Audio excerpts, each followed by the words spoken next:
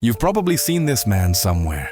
He's on a Beatles cover, in the music of Ozzy Osbourne and David Bowie, on Ghost's album Art, in Jimmy Page's inspirations, in Iron Maiden's imagery, in Alan Moore's works, in the film The Wizard of Oz, in the TV series Supernatural, and in so many other places. But who was this man? What did he do to be etched into history and be revered by so many people? Today you're going to hear the complete story of the most controversial occultist of all time, story where brilliance and madness intertwine. Get ready, because what this man did may give you chills. To some he was a charlatan, to others a madman, and to others a genius. Why is he feared by some, hated by others, and revered at the same time? Is that the paradox of genius? Why would a man who proclaimed that love is the law be labeled the most wicked man in the world? And what about you? Had you heard of him before? What do you think of him? Drop a comment below. At the end of this video, comment again. I want to know your opinion now and after you finish watching. I truly love talking in the comments. Before we dive in, one thing needs to be crystal clear. This video isn't here to promote or attack beliefs, to encourage magical practices, or to turn anyone into a follower of Crowley or any tradition. Our goal is to present historical facts, curiosities, challenges, and innovations surrounding one of the most controversial figures of the 20th century, honestly, impartially, and respectfully. Here, the idea is to look at Aleister Crowley as a cultural phenomenon, a historical character without sensationalism and without censorship. It doesn't matter if you're skeptical, religious, an occultist, or just curious. The invitation is to listen with an open mind, without snap judgments. The discussion is open to everyone. If you're new here, welcome. I'm Gabriel Alexandre from the Esoteric Mind portal. Subscribe now so you don't forget, leave a like, share this video on social media, in your groups, and with friends. Your support is essential to the channel. You're part of it. Sharing is incredibly important for making this content relevant and accessible to others, and for supporting our work. I've structured this video in chapters, so if you want, you can jump to the parts you're most interested in, but honestly, watch the whole thing. You won't want to miss any of it. This video is a true, structured encyclopedia on the history of Crowley and his works. On October 12, 1875, in an England still breathing the solemn air of the Victorian era, Edward Alexander Crowley was born. It was a time of rigid morality, deep social contradictions, and an aristocracy hiding its own secrets behind impeccable facades. The Crowley family lived inside that ambiguous world. On one hand, they enjoyed comfort thanks to the fortune of his father, Edward Crowley, owner of a lucrative brewery. On the other, they followed the strict precepts of the Plymouth Brethren, a Protestant sect marked by absolute dogmatism and a rejection of the world. In his early years, Edward, still called that, then was an introspective, sensitive boy, yet already restless under the imposed routine. His father, though severe in his faith, was affectionate and devoted, a central figure in Aleister's childhood. Until 1887, at age 11, Crowley was educated at home with heavy religious indoctrination, taught to see the world divided between the elect and the damned, heaven and hell. But 1887 was the year of trauma. His father fell ill and died suddenly of tongue cancer, leaving the young boy and his mother with a millionaire inheritance. Crowley was just 11 when he felt the weight of orphanhood, and his mother, Emily Bertha, took charge. Emily was strict and controlling, instilling in her son a fear of sin mixed with aversion. At 12, in 1887, he was placed in Hove College, and 4 years later, in 1891, he entered Malvern College. The school environment was oppressive, harsh. Discipline, rigid class divisions, institutionalized bullying. Between 1887 and 1891, he lived a lonely routine, caught between the violence of boarding schools and the religious rigidity at home. But it was also there that the teenager began to cultivate the persona of the questioner, the contrarian, the other. Crowley would make many different choices throughout life, always changing under the pressure of his difficult temperament. Around 14 in 1889, he began to get his hands on forbidden, Literature? In secret, he read Percy Bysshe Shelley, Lord Byron, and Oscar Wilde poets who challenged the limits of Victorian morality and flirted with the occult and the forbidden.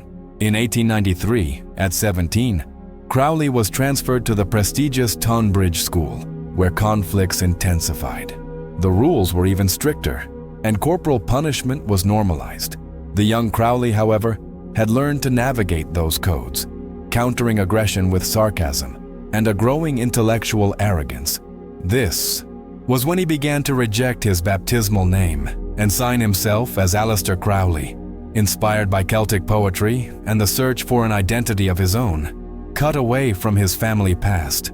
Now here's something few people know. Choosing the name Aleister Crowley wasn't just an artistic whim or a break with his Christian past. It was a deliberate magical act, loaded with esoteric intention, even if only partially conscious at the time. Inspired by Celtic sonority, poetic aesthetics, and a desire for distinction, the name was crafted with an intuitive sense of destiny. At 17, before he received Liber vel legis, Crowley had already created for himself a name sigil, a vibrational identity condensing archetypal forces. Aleister hides, in its first 3 letters, a fusion of 2 divine names, Al, the secret name revealed in Liber Al, and El, one of the oldest names of God in the Semitic tongues. For Crowley, Al represented the solar, secret, impersonal divinity of the new Aeon, the true will. In action, the core of Thelema. El symbolized the creator deity of the previous Aeon, structuring angelic, paternal. By adopting Al, Crowley built a magical bridge between 2 divine poles, the manifest God and the hidden God, the Logos of modern revelation and the Numen of the ancestral past. This fusion was more than symbolic. It was vibrational and geometric. In Qabalah, Al Asiyin, the 31, a central number in Liber vel legis. 31 is also the value of Le, its reverse, forming a magical pair of manifestation and concealment. Al carries that oscillation between light and shadow, presence and mystery, a name pulsing with Thelemic logic itself. There's another curious note. In later records, Crowley would claim that Aleister Crowley summed numerically to 66666, the number of the beast. For him, 666 wasn't a sign of evil, but of full solar power, the sun at maximum strength, the true self in total expression. Intriguingly, that number linked to rebellion against dogma, the breaking of cycles, and the dawning of the new Aeon was already encoded in the name before the reception of the Book of the Law. As if, even before the formal revelation, his soul was already attuned to the archetypes to come. By naming himself Aleister Crowley, he sealed his own magical destiny, a name as a living invocation, a key to becoming what he always was. Was all this a coincidence? Or did Aleister Crowley somehow sense his fate? Remember, we're talking about one of the greatest minds in the history of magic. That's one more riddle among many in his path. The occult is full of codes, and a single symbol can hold a universe of information, because that's what occultism is, studying the why of things, exploring what's hidden behind the face of reality, what lies behind the flesh, what vibrates beneath matter, what pulses beyond ordinary consciousness. Throughout the video, much may sound confusing. I'll do my best to clarify everything. Many of Crowley's ideas are encoded or subliminal. The very name points to the occult, what's in plain sight yet unseen. You can see this, for example, in the art of Leonardo da Vinci, studied today by scientists using lasers and special lights. People pay millions for his paintings to try to decipher the hidden codes in his work. Moving on. The next year, 1894, at 18, he had his first sexual experiences with women and with men. Yes, he was bisexual. And in his time, that was a massive taboo. Prejudice was everywhere. Of course, it still exists today. But imagine it in 1894. He never stopped being unapologetically depraved in the eyes of society and made a point of provoking that society whenever he had the chance. In October 1895, at 20, he entered Trinity College at the University of Cambridge. Crowley lived the transition from the 19th to the 20th century in a haven of brilliant, restless minds. He dove into academic life, standing out in chess, mountaineering, and literature. At the same time, he gravitated towards circles of students tied to the occult, socializing with young people who debated Hermeticism, Qabalah, Tarot, and the secrets of the many esoteric orders that flourished in late Victorian England. Around the same time, he devoted himself to mountaineering. In 1897, at 22, Crowley left university, having lost interest in academic study. He had inherited a fortune and decided to dedicate the rest of his life to occultism and secret societies, pouring all his time, energy, and money into that path. That same year, he climbed Ben Nevis, the highest peak in Scotland, braving storms and proving to himself that physical conquest was an extension of spiritual conquest.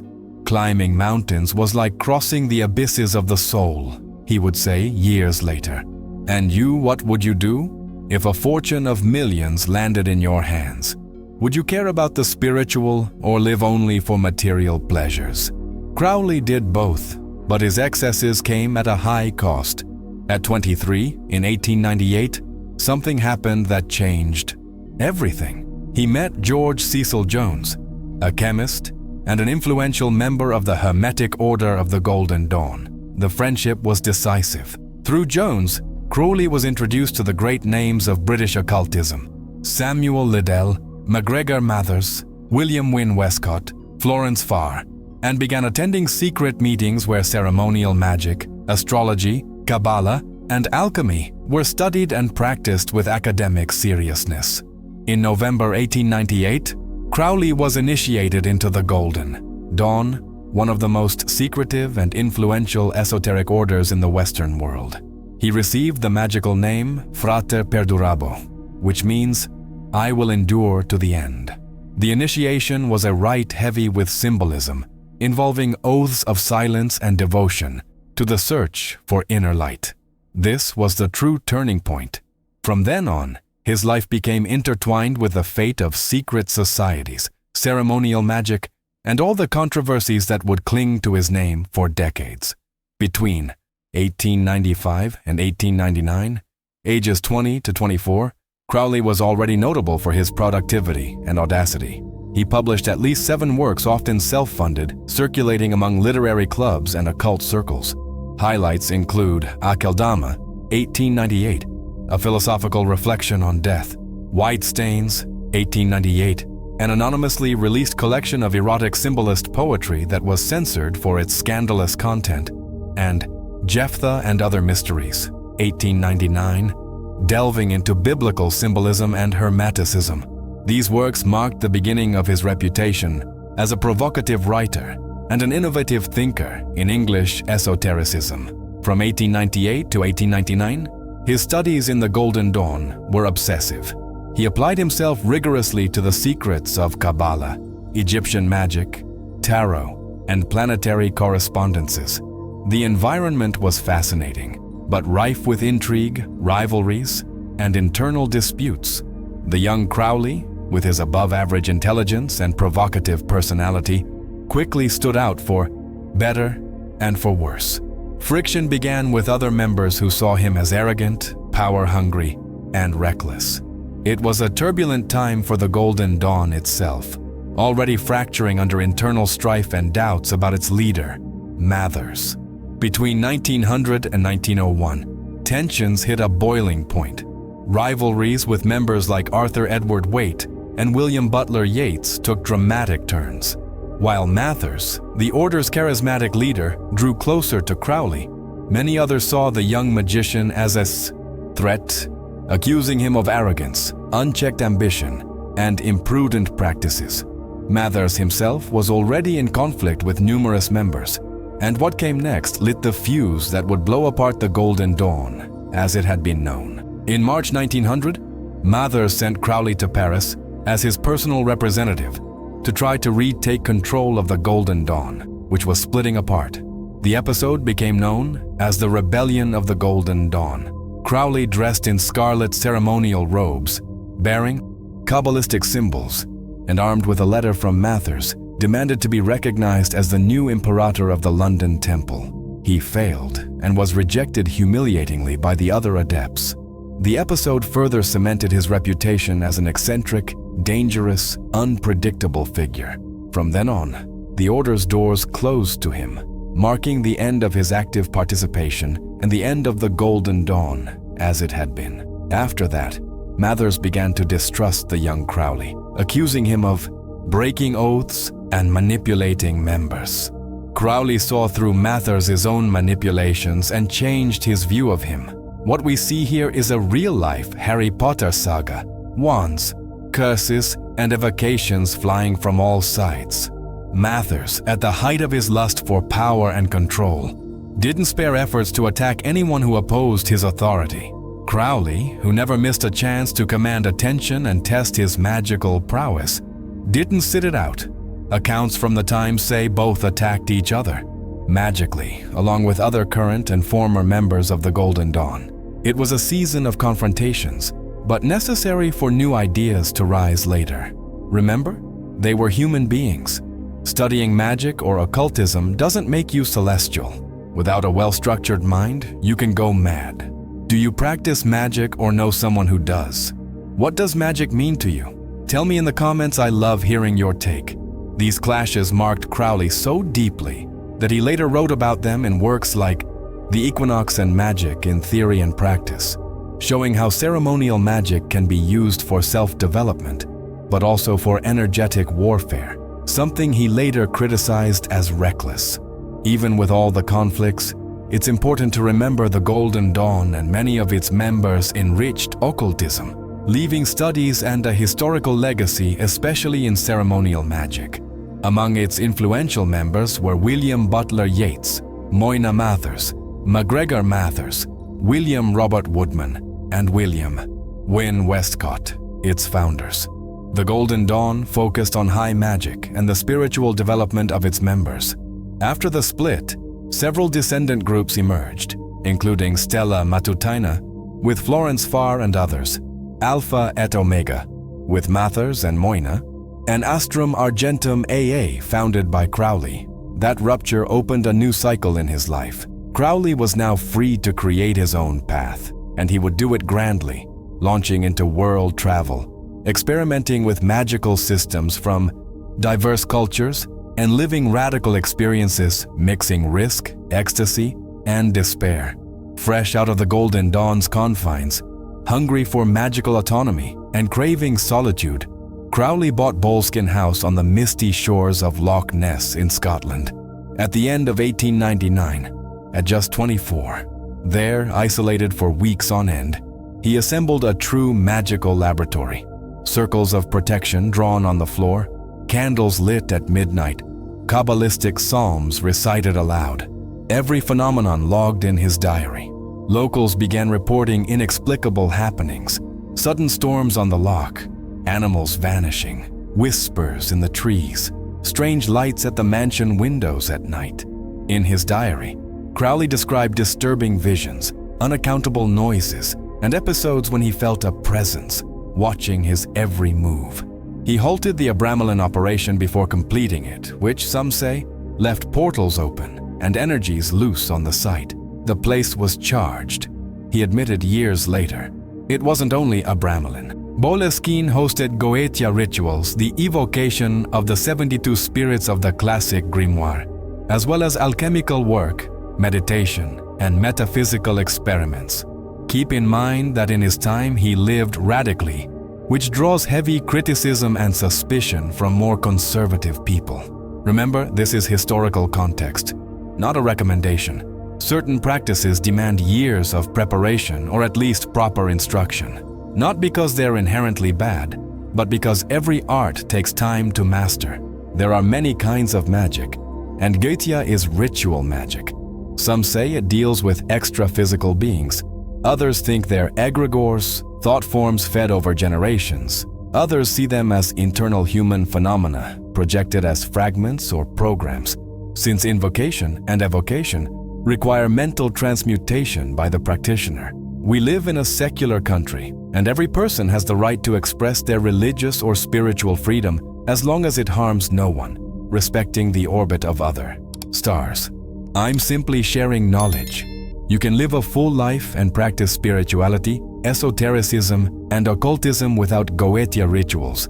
In my view as a student, certain practices just aren't for everyone, not because of the art itself, but because of the practitioner's affinity with specific systems. Why would a magician or occultist think they're any different from a shaman who works with the energy of nature? Isn't their hidden knowledge layered throughout existence?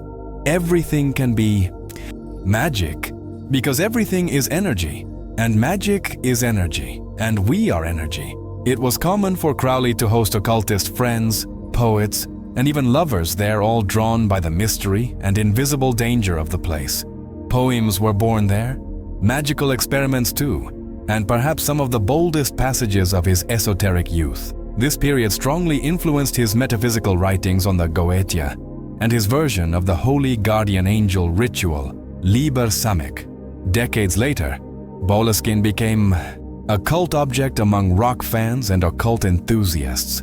In the 1970s, Jimmy Page, guitarist of Led Zeppelin and a collector of magical artifacts, bought the mansion, fascinated by the aura Crowley left behind. The legends never stopped: mysterious fires, apparitions, visitors falling ill, musicians swearing they felt something indescribable as soon as they crossed the door. In 2015, much of the mansion was destroyed by a fire of unknown cause, destroying many things dating back to Crowley's era. In 2019, it caught fire again, allegedly due to vandals. After the fires, an organization called the Boleskine House Foundation purchased the property to restore it and preserve its story, both the architectural and the mystical, esoteric parts. The foundation promotes visits, research, and intends to turn it into an educational center with historical, occult, and cultural focus.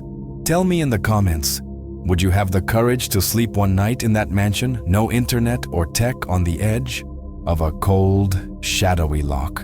In the summer of 1900 at 25, seeking answers beyond Europe's borders, Crowley set off for Mexico, his first major international expedition as a magician. There, among Aztec ruins and forgotten temples, he explored local shamanic practices, performed ceremonial magic, and deepened his alchemical studies. He proclaimed himself the head of a supposed Mexican branch of the Golden Dawn, but in truth, he was more interested in absorbing what was most exotic and forbidden in indigenous traditions. In Mexico, he developed personal meditation techniques, practiced yoga, and studied Qabalah deeply, foundations that would later become central to his magical philosophy. After months in Central America, Crowley traveled to the United States, met important figures in American occultism, and published short pieces in esoteric magazines. In New York, he frequented art and magic circles, scandalizing intellectuals with accounts of visions, rituals, and his theories on will. Later in 1900, he went to Hawaii, spending weeks in seclusion, practicing intensive meditation, and developing his idea that disciplining body and mind is key to spiritual transcendence. Everything was raw material for his future teachings. In early 1901, at 25, he sailed to the Far East, Japan, then China and India, in a time of absolute adventure. In Japan, he studied martial arts and absorbed Zen influences. In China, he deepened his understanding of Taoist alchemy and meditation, even living like a hermit for weeks, meditating in Taoist temples and practicing advanced breathing techniques. In India, he became a disciple of yoga masters, learned pranayama and concentration, and explored altered states of consciousness that would later sit at the heart of his magic. He also began to perceive sexuality as a sacred force, still in its early formulation, something he would systematize later. Alongside spiritual practices, Crowley kept detailed diaries, recording every experience, every vision, every crisis. He believed the magician should be both poet and scientist, documenting everything as an inner laboratory. These notes, published decades later, became reference points for generations of occultists and researchers. In 1902, he returned to Europe carrying not just exotic souvenirs, but a revolution of ideas: the concept of true will, soon to become the core of Thelemic philosophy. Also in 1902, he set out for India on one of his boldest expeditions, the attempt to climb K2, the world's second highest mountain. Led by Oscar Eckenstein, the expedition was marked by extreme trials, accidents, and hostile weather. They didn't reach the summit, but Crowley survived avalanches and near-lethal conditions, gaining a reputation as an implacable adventurer with an indomitable spirit. Mountaineering, more than ever, became a metaphor for the magical path facing the impossible, defying death, overcoming the ego. Back in Europe between 1903 and 1904, around age 27, Crowley lived between London, Paris, and Scottish villages. He published Ahab and Other Poems, 1903, and Alice and Adultery, 1903, works mixing lyricism, moral transgression, and hermetic themes. In 1904, he released his innovative edition of the Goetia, turning the ancient grimoire into a practical, accessible manual. By combining personal accounts, Golden Dawn methods, and new rituals, he brought evocation out of closed circles and presented the 72 spirits as a path of self-mastery. The Goetia became one of the main gateways to modern magic, influencing generations of occultists. Around the same time, he met Rose Edith Kelly, whom he married impulsively, the first of many controversial, contradictory relationships. Some say Crowley sought in his wives entities from other planes rather than the women themselves, using them as mediumistic channels. Others say it was simply his depraved way of living. He always made it clear he was human and committed many mistakes. The relationship began. As an escape from social arrangements, Rose was promised to another man, and Crowley rescued her from an arranged marriage, but soon became one of the most enigmatic and important unions of his life. With Rose, during a trip to Egypt in 1904, Crowley would have the most decisive spiritual experience of his trajectory. From 24 to 44, Crowley barely stayed home. He spent at least 20 uninterrupted years traveling the world: Mexico, the United States, Hawaii, Japan, China, India, Egypt, Ceylon, Algeria, Sicily, France, Germany, Tunisia, Portugal, the list goes on. Even in the 1920s and 30s, he lived nomadically, crossing countries and continents in search of magical experiences, initiations, retreats, and, of course, new controversies. Overall, he spent more than half his adult life as a true wanderer of occultism, living on the edges of the unknown, where he burned through much of his fortune, something that would cost him dearly later. In early 1904, at 28, everything changed for him and for the history of occultism. On that trip, he claimed to have had a paranormal experience. A being dictated a book to him, which became known as the Book of the Law. Crowley and Rose traveled to Egypt for their honeymoon, seeking adventure and a refuge from European boredom. In the enigmatic atmosphere of Cairo, they settled into an apartment that Crowley consecrated as a ritual chamber. At night, he performed magical experiments initially to impress Rose, who until then had little involvement with his occult world. During one of those rituals, when Crowley attempted to invoke air elementals, Rose unexpectedly entered a trance, speaking in a distant voice. "They are waiting for you." Intrigued and skeptical, Crowley tested Rose, who had shown neither interest nor knowledge of Egyptian magic. To be sure, he took her to the Egyptian Museum in Cairo. Before hundreds of artifacts, Rose immediately pointed to the stele of Ankafna Khonsu, the museum's Stele 666, saying Horus's message was there. The episode, full of synchronicities, convinced Crowley that something beyond reason was at work. Following instructions Rose transmitted in trance, Crowley performed a specific ritual in their quarters, the Silent Room. On April 8th, 9th, and 10th, 1904, always at noon, he said he heard the voice of an entity named Aiwas, messenger of Horus, dictating the text of the Book of the Law, Liber al-Vel Legis, thus founding the philosophy of Thelema and forever changing the Iwas course of modern occultism. To this day, Thelemites debate whether Aiwas was truly an external spirit, an extra-dimensional intelligence, or Crowley's own higher genius, the holy guardian angel speaking the truth of the new aeon. It remains an open riddle, one only the bravest magicians dare to unravel. What is this new aeon? Crowley offered symbolic explanations. In Mesopotamian terms, there was the Aeon of Isis, the sacred feminine, as humanity's conduit to the divine, with ancestral cults, centered on the feminine. After that came the Aeon of Osiris, sacred masculinity, taking on the role of pontiff between heaven and earth, while the feminine grew forgotten beneath the sands of knowledge. Now, he said, we have entered the Aeon of Horus, the reborn child. The Aeon of the sun, symbolically the individual becoming the bridge between heaven and earth. It's the era that no longer depends on the mother or the father. The individual is the reborn child. Is the Aeon of Horus the same as the New Age, the Age of Aquarius? Many Thelemites say no. Personally, I see a strong symbolic overlap. The ideas connect. The New Age would be an era of spiritual and mental freedom. The Aeon of Horus is a symbol of enlightenment where the individual is the vessel of the divine, the Holy Grail, the divine androgen. In this era, there are no parents. You are responsible for finding your inner light, your spiritual sun. If you want to be a star, you must seek your brilliance. The publication of the Book of the Law caused scandal among occultists and in decaying Victorian society. Crowley first released the text in small printings, and it quickly provoked extreme reactions. For some, it was a liberating philosophy. For others, unprecedented blasphemy. Do what thou wilt was widely misread as a license for chaos and depravity, and Crowley was branded the Great Beast, no longer a maternal jab, but a public archetype of scandal. Have you ever wondered why Crowley took on the title the Beast? 600 to 66? For him, 600 to 66 had nothing to do with worshipping evil. It symbolized solar power, vitality, and full expression of being.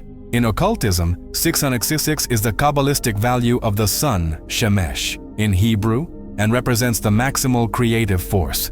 Crowley reframed the number to show that the true evil isn't defying dogma. It's denying your own essence and living in ignorance of your true will. In popular imagination, 6666 is almost always the number of evil, the devil, or the Antichrist, due to Christian tradition. But in occultism, and especially in Crowley's view, 66 carries a very different, much deeper meaning.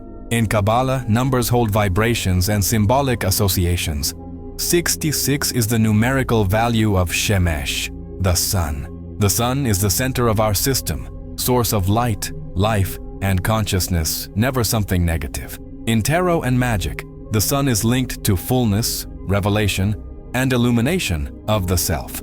Crowley used 666 to represent the height of vital and creative energy, not a demonic symbol, but the apex of personal power. In Hermetic tradition, the hexagram, the six-pointed star, or seal of Solomon, is formed by two interlaced triangles, one pointing upward, spirit, the other downward, matter. Each angle represents one of the 6 sides of the hexagram.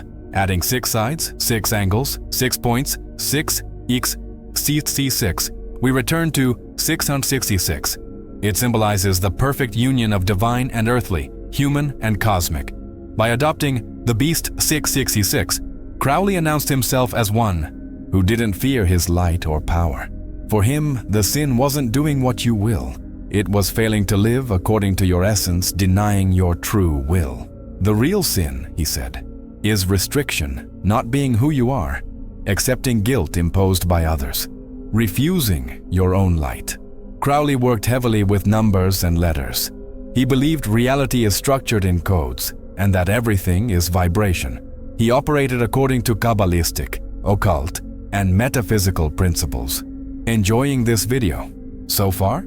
Save it to a playlist for future study.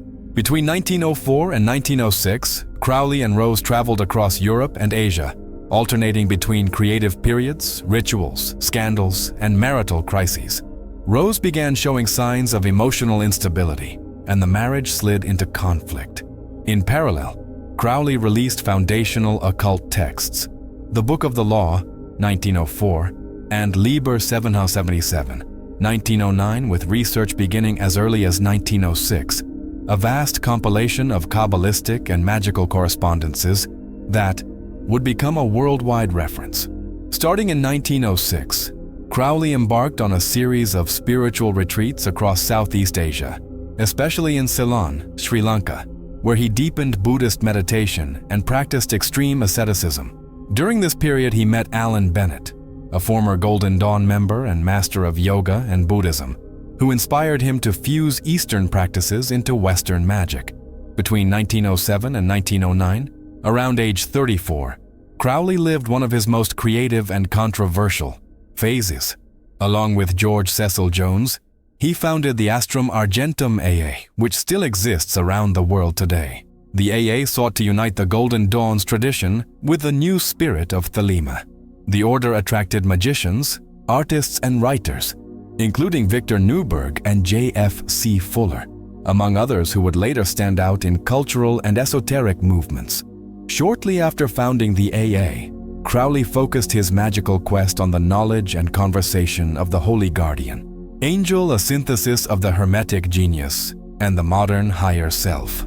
Inspired by the sacred magic of Abramelin, he adapted the ritual and developed Liber Samek, a structured method for the modern magician to achieve direct contact. For Crowley, this experience, central to the AA and to Thelema, marks the summit of initiation and the true beginning of the great work. At the same time, Crowley began his magical expeditions into the Sahara, especially in southern Algeria, with Victor Newberg. On these journeys, he performed Enochian magic rituals based on the revelations of John Dee and Edward Kelly, exploring the 30 ethers in search of heightened states of consciousness. One of the most revolutionary moments of this phase was Crowley's reinvention of Enochian magic. Inspired by John Dee's system, Crowley went beyond traditional ritualism. In 1909, with Victor Newberg, he crossed the Algerian desert and explored the 30 ethers in visionary experiences recorded in the classic The Vision and the Voice. For Crowley, the ethers weren't just exotic names. They were true maps of consciousness and awakening. He turned Enochian magic into an inner journey, a practical, universal path of self-knowledge, an influence that remains alive in magical orders to this day. In 1909, he launched the journal The Equinox, the review of scientific illuminism, where he published magical texts, philosophical essays, poetry, and accounts of spiritual experiences. The Equinox became the main platform for his work and the diffusion of the Thelemic system, a reference no serious student of occultism can ignore. Around the same time, he published The Vision and the Voice, his record of the desert workings. A curiosity about Babalon. The name begins to appear systematically in Crowley's work from 1909 onward, during those Enochian visions in the Sahara with Victor Newberg, recorded in The Vision and the Voice. In exploring the ethers of John Dee and Edward Kelly, especially in the 12th ether, Elovi, Babalon reveals herself as the Scarlet Woman, the Lady of the City of the Pyramids, seated upon the beast 666, with the chalice of ecstasy in her hands. For Crowley, she is the ultimate manifestation of the free, ecstatic, uncontrollable feminine opposite to moral repression and the passive Marian archetype of purity. Babalon drinks the blood of the saints, which is to say, she transgresses limitation and receives in herself all human desires and passions, sublimating them. In the 1910s, especially after the Book of Lies, 1913, and the expansion of the OTO, 1912, 1914, Babalon becomes central in Tantric-style rituals and in the Gnostic Mass, 1913. She represents sacred feminine power not as object but as active subject of initiation, capable of leading the magician to ecstasy, self-knowledge, and illumination. Babalon is the chalice that receives and transmutes energy.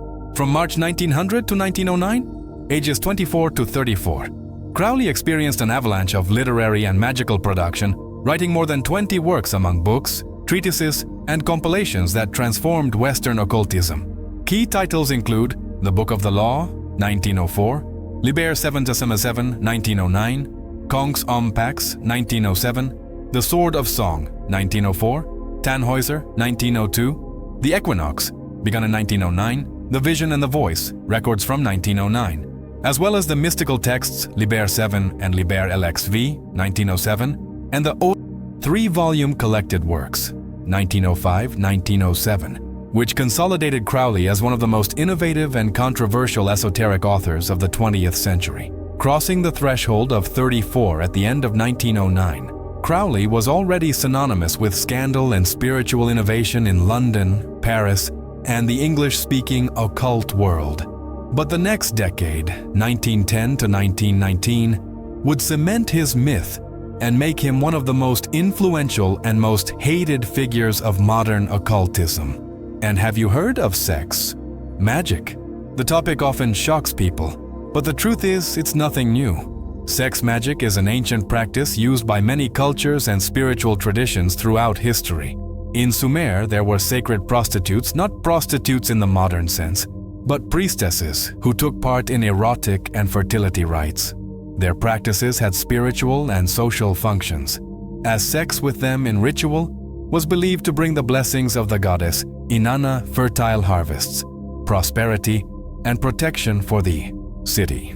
For the Sumerians, sex wasn't taboo, but a direct expression of life force and the link between human and divine. Sacred prostitution was part of a worldview where the body is a temple and pleasure a sacred offering. This tradition influenced later cultures, Babylonian, Phoenician, and even some Greek and Roman cults, and many scholars see these as the oldest roots of ritual sex magic.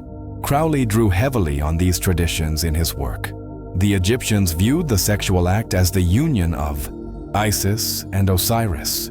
Indian Tantra, long before being reduced to a Western fetish, taught that sexual energy, Kundalini, can rise through the spine and awaken illumination. The Gnostics practiced erotic union rites to achieve gnosis, direct knowledge of the divine. In the Greek mysteries, Dionysus and Aphrodite embodied this creative, transformative force. In practice, sex magic doesn't treat orgasm or its retention in certain systems as an end, but as a key, the peak of energy, when mind and body align fully, can be used to attain altered states, invoke entities, consecrate talismans, or even materialize desires through focused will. At climax, the magician visualizes intention or mantra with clarity, as if imprinting that desire onto the fabric of the universe. Contrary to what many think, sex magic isn't libertinism. On the contrary, it demands study, preparation, and emotional and mental control. It requires knowing your own body, your emotions, and above all, your true will. Aleister Crowley was among the first to gather these traditions, systematize the practice, and show that sex can be a path of self-transformation, spiritual expansion, and magical power. As he said, "With the key of pleasure, the door of truth opens." This video is informational, not an inducement to practice. Don't do anything without knowledge or proper preparation. Some practices require discipline and years of experience. On the literary front, between 1910 and 1912, ages 35 to 37, Crowley intensified the publication of foundational works. He released volumes of The Equinox, his major editorial project, publishing magical treatises, practice diaries, ritual instructions, essays on yoga, and even esoteric fiction. The Book of Lies, 1913, was written in this period enigmatic, aphoristic, packed with symbolism mixing jokes, paradoxes, and coded instructions, drawing both followers and detractors. The Equinox became essential reading for every serious student of occultism, while also fueling Crowley's reputation as a corrupter of youth. Around this time, Crowley had relationships with several women, some becoming his Scarlet Women, magical priestesses who took part in sexual rites and Gnostic experiments. Among them were Mary Desti, Layla Waddell, his Layla and muse for the rites of Eleusis, and Jean Robert Foster, among others. Many played decisive roles in developing OTO and AA rituals, and several appear in his diaries and poems under pseudonym symbols of the union between the sacred and the profane. In 1913, at 37 going on 38, Crowley traveled to Paris and Berlin, deepening ties with avant-garde artists and musicians. Leila Waddell, an Australian violinist, became his muse, ritual partner, and lover. Together they organized performances of magical poetry and experimental music in cafes and bohemian theaters. The tabloid press hounded him, amplifying his fame as a pervert, sorcerer, and degenerate, and at the same time a cult hero among artists and rebels. "Do what thou wilt shall be the whole of the law" began circulating among musicians and writers as a watchword of counterculture. In 1914, as World War I broke out, Crowley was in Paris, living in the eye of Europe's cultural hurricane. At 39, sensing the collapse of the old order, he moved to New York, where he stayed until the war's end in 1919. This period would be one of the most mysterious and controversial in his life, not just because of the war, but because of the aura of espionage and double games around him. It was in this period that many extraordinary things happened in Aleister Crowley's life. He did things that would shock anyone. Accused of espionage, entangled with secret societies, and founder of a community so controversial, it was persecuted by governments and even by powerful religions. But believe me, this is only the beginning of what was still to come. Now tell me, do you want part 2 of this journey? Comment below. I want the continuation. I'll only make the next part if you comment seriously. And tell me, what part of Crowley's life intrigued you the most so far? Which mystery do you want revealed in the next chapter? Save this video to your favorite playlist so you can come back and watch it again calmly. And tell me in the comments, do you want a specific video about Aleister Crowley or about another mysterious figure? Is there a topic in occultism or spirituality you want to learn in depth? Leave everything here, I'll read it carefully. And hey, I'm truly happy to have you here with me until now.